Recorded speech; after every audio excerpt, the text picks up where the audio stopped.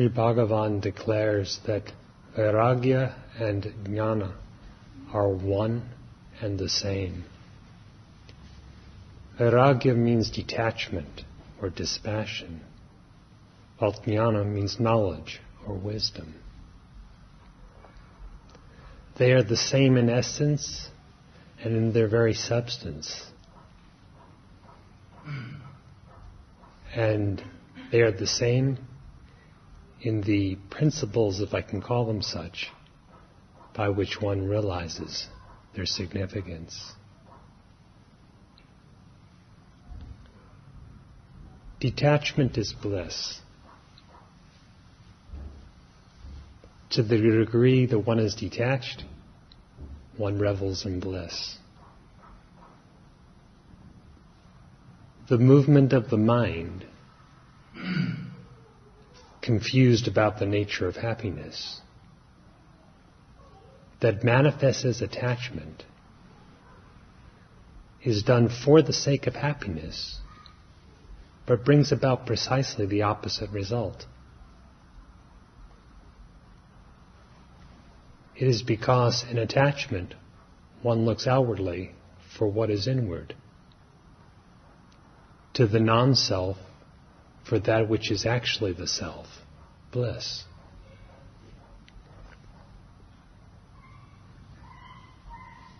It is the outward motion that seems to cast a curtain over, a veil over, the innate bliss. That outwardness is based on the false assumption of individuality, which is hence deficient in happiness, and the securing thus of that happiness from something. When we turn within, recognizing the source of happiness to be within, we get swallowed up, as it were, consumed in the bliss of our own nature.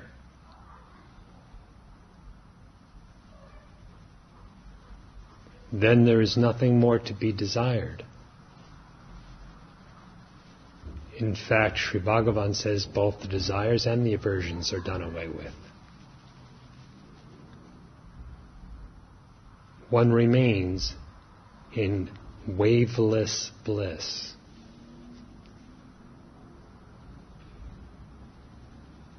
It is a shoreless ocean of bliss, a vast expanse of bliss that is identical with one's very being.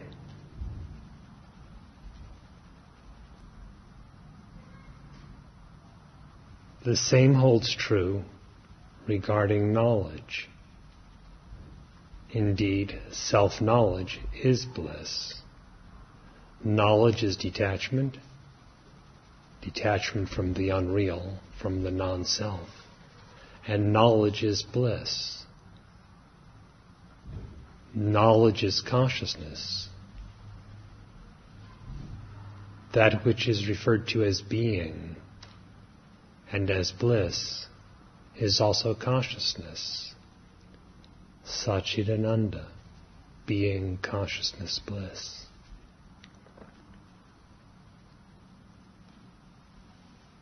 If one bases his knowledge, so-called, on the unexamined false assumption of individuality, what does he really know?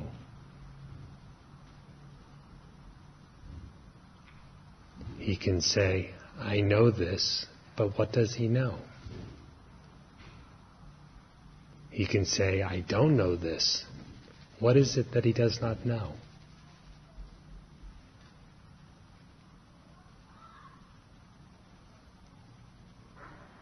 The attempt to secure a knowledge of what is, that is, of reality, when overlooking one's own nature, is silly, pointless. It results only in dreams, illusions.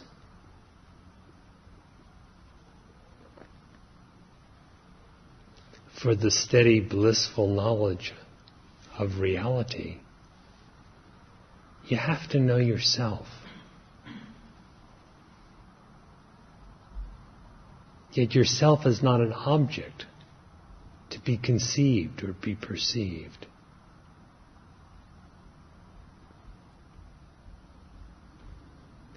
There is a verse in Saddarshanam that pertains to this.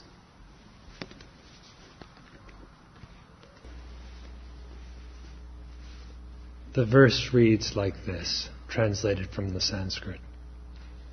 I know not me, or I know me. Thus expressions of man are to be laughed at. From the difference of the seer and the seen, is this self divided in two? The oneness of oneself, that is, the true self, indeed, is the understanding that there are no differences.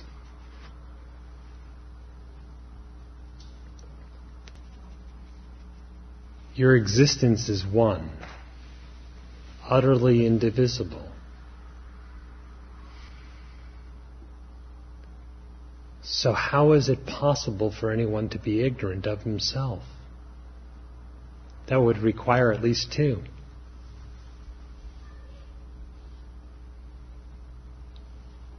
Or how would it be possible for someone to think of himself? That again would require two. Ignorance and knowledge so-called do not pertain to the self. Thought and forgetfulness do not pertain to the self. Inquiring into your own self without giving rise to the ideas, I know me, I don't know me, but inquiring into the very nature of your essential existence. You yourself in your own being shine as the knowledge called self-knowledge. Just as in detachment, in complete detachment, you yourself shine as the bliss that is entirely free. So with complete inquiry to know who you are, you shine as the supreme knowledge, which is blissful and free.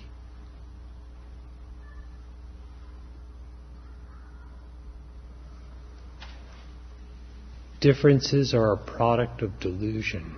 That is, they are born of imagination and have no reality at any time.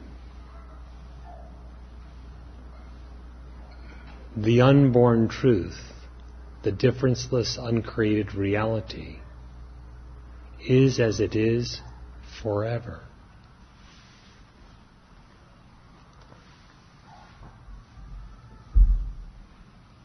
Of all differences, the first to be imagined is the assumption of individuality.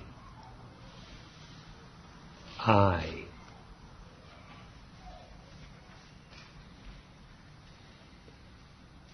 From that single assumption, for that assumption, in that assumption, appears the imagination of all difference, including every kind of misidentification and every kind of attachment.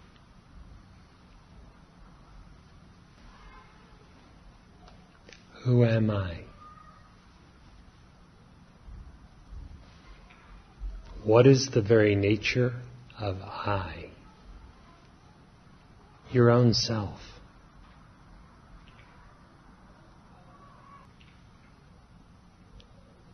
Certainly it is not a body. And just as certain is it that it is not a thought. It is no kind of person whatsoever. Inquire and know the differenceless nature of your very existence, your very consciousness, your very bliss.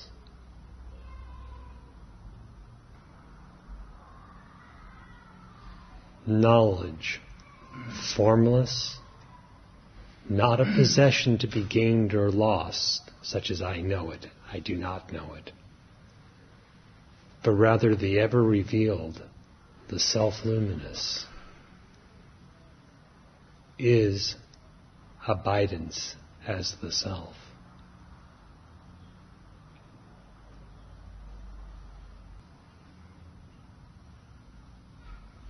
With utter detachment toward all the unreal, with profound knowledge of the non-objective truth, abide in the self as the self.